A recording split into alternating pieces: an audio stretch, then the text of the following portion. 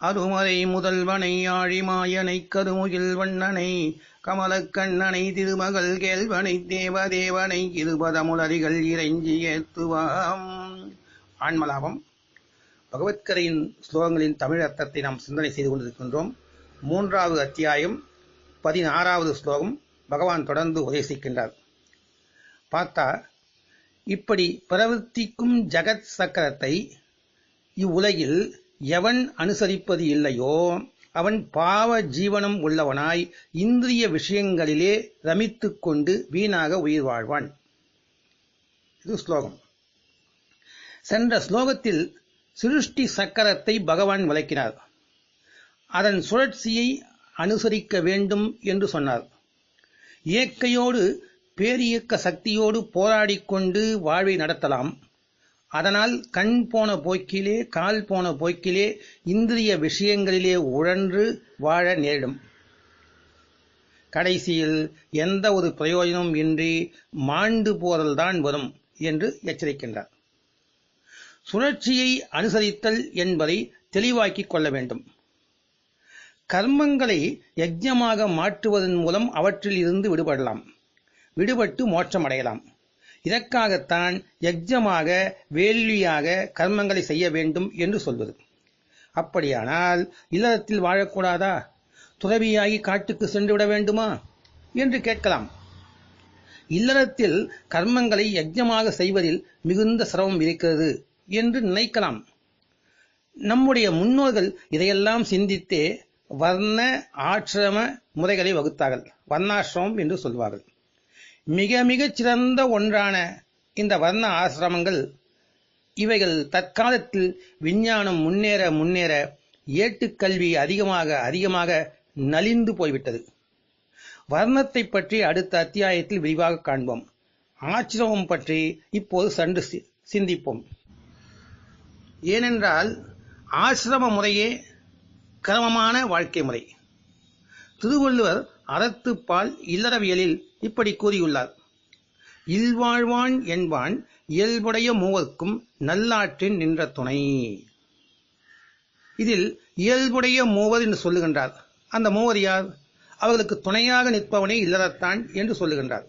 இந்த மூவர்க்கு அவரவர்கள் மேடையிலும் ஏட்டிலும் பல பல அர்த்தங்களை சொல்லி வருகின்றார்கள். ஈன்ற தாய், தந்தை, பிள்ளைகள் என்றும், சுற்றம் என்றும், சுற்றி அடுத்துள்ளவர்கள் என்றும் என்னென்னவோ திறம்பட பேசுகின்றார்கள். வள்ளுவர் மூவர் என்று எவரை குறிப்பிடுகின்றார்? மேற்சொன்ன அனைவரையும், அதாவது விளக்கம் சொல்லுகின்றவர்கள் சொல்லிய அனைவரையும் அடுத்து வரும் குறள்பாக்களில் குறிப்பிட்டு விடுகிறார். துறந்தார்க்கும் துவாதவர்க்கும் இறந்தார்க்கும் இல்வாழ்வான் என்பான் துணை. அடுத்த குறளில் தென்புலத்தார் தெய்வம் விருந்தோ ஒக்கல் தான் என்று ஆங்கு ஐம்புலத்தார் ஓம்பல் தலை என்றும் பட்டியல் போட்டு விடுகிறார். அப்படியானால் முதல் குறளிலே சொன்ன அந்த மூவர் யார்?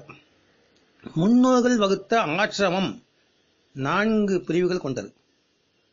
ஆசிரம முறை 4 பிரிவுகள். 1 பிரம்மச்சரியம், 2 இல்லறம், 3 வானப்பிரஸ்தம், 4 துறவரம். இந்த 2வது பிரிவில் வாழ்வதுதான் இல்லறத்தான்.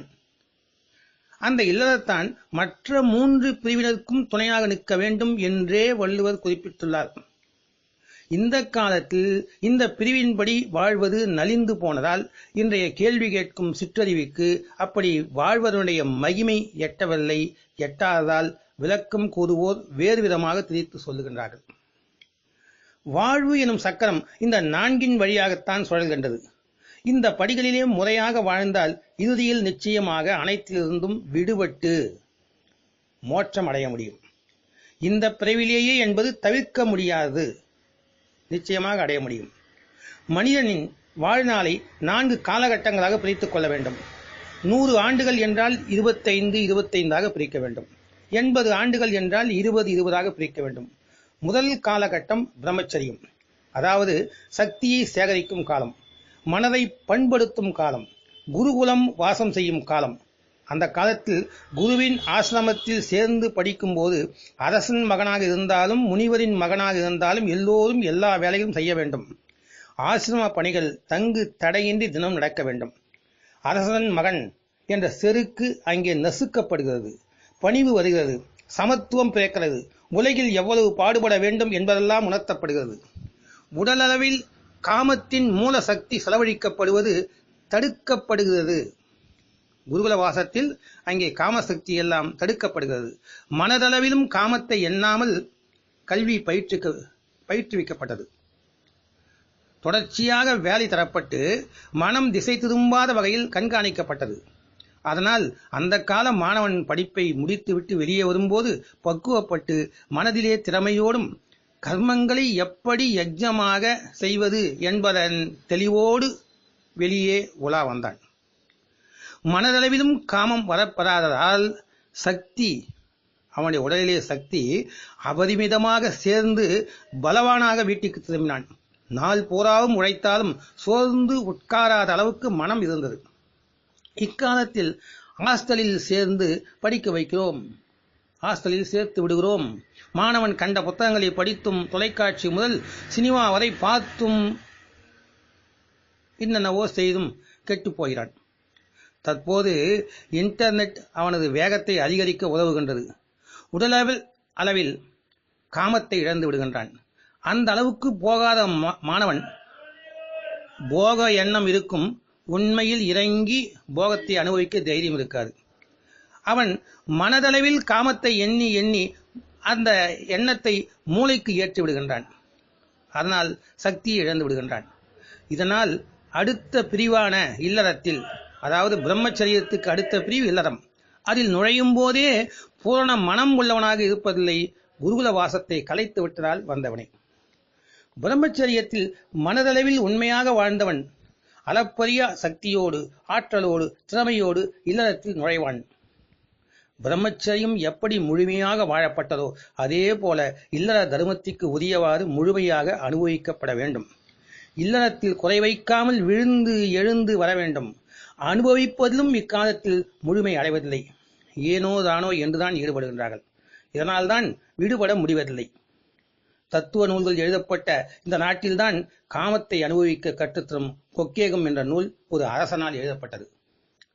பிரம்மச்சரியம் 25 ஆண்டுகள் என்றால் இல்லறத்தில் புகுந்து 25 ஆண்டுகள் அனுபவித்து வானப்பிரஸ்தம் என்ற 3வது பிரிவில் நுழையும் போது 25 வயது மகனோ மகளோ அவனுக்கு இருப்பார்கள்.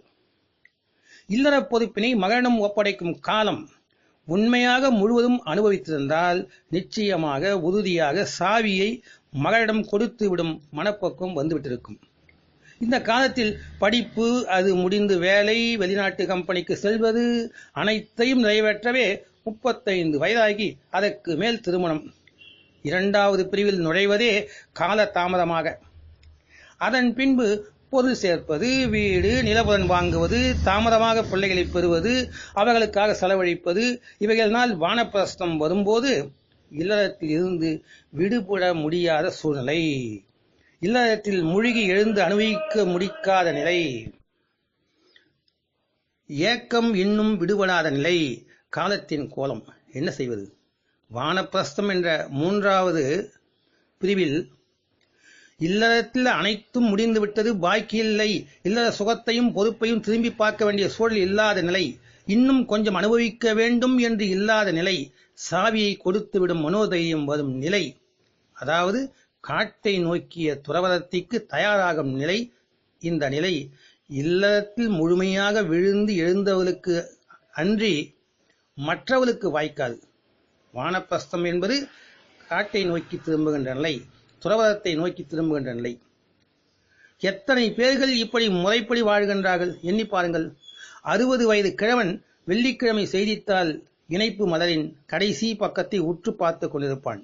ஏன், எட்டி பார்த்தால் தெரியும், திரைப்பட நடிகைகளின் மலர் அது. வெள்ளிக்கிழமை வருகின்றது, நடிகைகளின் படங்கள் பல்வேறு கோணங்கள் வெளியாயிருக்கும், அதை பார்த்து கொண்டிருப்பான். சுவாமிஜி ஒருவருடைய விளக்கத்தை இங்கே சேர்த்து நாம் படிக்கலாம். நம் நாட்டில் மற்றொரு ஆழ்ந்த கருத்துள்ள விஷயம் அறிந்திருந்தார்கள். ஒரு வீட்டில் தந்தையும் போகம் அனுபவித்துக் கொண்டு மகனும் போகத்தில் இறங்குவது நீதியற்றது என்று எண்ணினார்கள். உண்மையே. தந்தையும் குழந்தைகள் பெற்றுக்கொண்டு மகனும் மனம் செய்து கொண்டு குழந்தைகள் பெறுவது ஒரே வீட்டில் வெட்கக்கேடாக நினைத்தார்கள். மகன் என்ன நினைப்பான்? தந்தை கௌரவமாக இல்லை, சிறுபிள்ளைத்தனமாக இருக்கின்றார், இன்னமும் ஆசையிலிருந்து காமத்திலிருந்து விடுபடவில்லை என்று நினைப்பான். ஆனால் நம் நாட்டின் புராதான வழக்கம், அந்த பழக்கம் மகன் திருமணம் செய்து கொண்ட உடனேயே தந்தை வானப்பிரஸ்தத்திற்கான நேரம் வந்துவிட்டதாக நினைப்பார். தாய் அறிந்து கொள்வாள், இப்பொழுது வானப்பிரஸ்த ஆசிரமம் துவங்க வேண்டும் என்று. வானப்பிரஸ்தம் என்பதன் பொருள் தெரியுமா? அவளுடைய முகம் காட்டை நோக்கி திரும்பிவிட்டது என்பது. இப்பொழுது போக வேண்டியதில்லை, டுவர்ட்ஸ் தி ஃபாரஸ்ட் மட்டுமே. அதாவது காட்டை நோக்கி திரும்பி விடுவதே, காட்டுக்கு சென்று விடுவதல்ல. இப்பொழுது காட்டுக்கு செல்ல தேவையான ஆயத்தங்களை செய்ய வேண்டும். இப்பொழுதே காட்டுக்கு சென்றால் நியதி கிரமத்தில் தடை ஏற்படும். குழந்தைகள் 25 வருட பிரம்மச்சரியத்துக்கு பின் இப்பொழுதுதான் திரும்பியிருக்கின்றார்கள். தந்தை தனது 25 வருட கிரகாசிரமத்தில் அடைந்த அனுபவ அறிவு குழந்தைகளுக்கு அளிக்க தேவையாக இருக்கிறது. அந்த அனுபவம் அந்த குழந்தைகளுக்கு வேறு எங்கிருந்து கிடைக்கும்? தந்தையிடமிருந்து தான் கிடைக்க வேண்டும். அதனால் வாழ்க்கையில் அறிந்து கொண்டவற்றை குழந்தைகளுக்காக காப்பாற்ற வேண்டியது அவசியம். வாழ்க்கையில் அடைந்தவற்றை ஒப்படைக்க வேண்டியது அவசியம். வீட்டின் ஞானத்தின் அனுபவத்தின் எல்லா சாவிகளையும் குழந்தைகளுக்கு அளிக்க வேண்டியது அவசியம். இப்பொழுது அவன் வானப்பிரஸ்தம் அடைவான், குழந்தைகளுக்கு அளித்துக் கொண்டிருப்பான். வேடிக்கை என்னவென்றால் 25 வருடம் வானப்பிரஸ்த ஆசிரமத்தில் இருந்தவர்களே சந்நியாச ஆசிரமத்திற்கு சென்று சமூகத்திலிருந்து வரும் குழந்தைகளுக்கு குருவாக பணியாற்றுவார். எந்த சமூகத்தில் இத்தகைய முதிய குரு இல்லையோ அந்த சமூகத்தில் குருவே இருப்பதில்லை. இன்று மாணவனுக்கும் குருவுக்கும் இடையே 2-3 வருடம்தான் வித்தியாசம் இருந்தால் அதுவே அதிகம். சில சமயம் அதுவும் இருப்பதில்லை. சில சமயம் மாணவன் வயதில் பெரியவனாக இருக்கின்றான். மாணவன் குருவை விட வயதில் பெரியவனாக இருந்தால் 75 வயது நிறைந்த எல்லா அனுபவ அறிவும் கொண்ட ஒருவருடன் சிறுவர்களுக்கு ஏற்படக்கூடிய சம்பந்தம் ஏற்படுவது அசாத்தியம். பிரம்மச்சரியத்தில் மனதளவில் முழுமையாக வாழாத காரணத்தால், இல்லறத்தில் முழுமையாக விழுந்து எழாத காரணத்தால் வானப்பிரஸ்த காலகட்டத்திலும் விடுபட முடிவதில்லை. அந்தந்த ஆசிரம பிரிவில் அதற்கு உரியவாறு வாழ்ந்து முடித்து அடுத்த பிரிவில் நுழைந்தால் கடந்த ஆசிரம பிரிவில் பாக்கி இருக்கின்றது என்ற எண்ணம் கடுகளவும் தோன்றாது. மகனிடம் பொறுப்பை ஒப்படைத்து 3வது 25 ஆண்டுகளில் அவன் வாழ்வினை கண்காணித்து, யாருடைய வாழ்வை? பிள்ளைகளுடைய வாழ்வை கண்காணித்து தானும் துறவரத்தில் நுழைய தயாராவதே வானப்பிரஸ்தம்.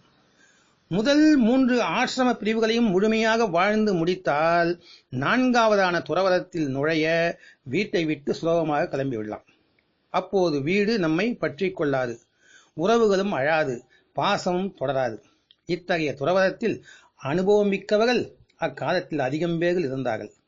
அவர்கள் சொன்னவுடனே நாம் கீழ்ப்படிவது என்பது எளிதாக இருந்தது. அத்தகைய மனிதர்களின் கண்களே அனுபவங்களை சொல்லும் வார்த்தைகளுக்கு தீர்க்கமான பார்வையை காட்டின. அவருடைய கண்கள் தீர்க்கமாக இருக்கும் என் அனுபவத்தின் மூலமாக வந்தது. அந்த பார்வைக்கு கிராமத்தில் எவரும் மறுப்பு சொல்ல முடியாது, சொல்ல நாக்கு எழாது. 4 ஆசிரமங்களில் முறைப்படி முழுமையாக நுழைந்து வெளியே வந்தவரின் மனம் எப்படி சலனமடையும்? அடையாது. மனம் கடந்த நிலை தானே வந்துவிடும். பிறகு என்ன? மோட்சம் தானே வரும். மதிப்புமிக்க இந்த சக்கரத்தை, சுழற்சியை இக்காலத்தில் அழித்து விட்டோம். பிரம்மச்சரியத்திலேயே இல்லறம் புகுந்து விட்டது. ஆற்றல் சக்தி சேகரிக்கப்பட வேண்டிய காலகட்டத்தில் செலவழிக்கப்படுகிறது. செலவழிக்க வேண்டிய 2வது காலகட்டம் இல்லறத்தில் முழுமையாக அனுபவிக்க முடியாமல் சோர்ந்து போய்விடுவது. இதனால் சலனமற்ற மனம் உருவாக வழியில்லாமல் போய்விடுகிறது. வீணாக புலன்களின் ஆசையிலே அனுபவித்து அவைகளின் வழியே சென்று அலைந்து திரிந்து வாழ்ந்து முடிந்து மடிந்து போகின்றோம். இதை நன்கு உணர்ந்த முன்னோர்கள் ஆசிரம முறைகளை ஏற்படுத்தினார்கள். முழுமையாக வாழ்வதன் மூலம் வாழ்விலிருந்து விடுபட கர்மங்களை யஜ்ஞமாக மாற்ற வழிகளை வகுத்து தந்தார்கள். இந்த சிருஷ்டி சக்கரத்தை அனுசரிப்பவர்கள் பகவான் சொல்வதை கவனியுங்கள். அதாவது இந்த சுழற்சியை எதிர்க்காமல் அதனோடு இயைந்து இந்த ஆசிரம தர்மங்களிலே இணைந்து செல்பவர்கள் கர்மங்களிலிருந்து வாழ்விலிருந்து விடுபட முடியும் என்பதை. எதிர்ப்பவர்கள் அந்த சூழலில் சிக்கிக் கொள்வதோடு வெளியே வர முடியாமல் வீணாக காலத்தை கழிக்க நேரிடும். பகவான் வாழ்க்கை நெறிமுறைகளுக்கு எதிரானவர் அல்ல. அவர் எதிரானவர் கிடையாது. உடலளவில் உலக செயல்முறைகளில் மாற்றத்தை சொல்லவில்லை பகவான். மனதளவிலேதான் மாற்றத்தை கூறுகின்றார். இதனாலேயே கீதை மனோ விஞ்ஞான நூலாக மலர்ந்தது கீதை ஒரு மனோவிஞ்ஞான நூல். தொடர்ந்து பார்ப்போம். ஓம் தத் சத் ஸ்ரீ கிருஷ்ணாய பரபிரம்மணே நமக.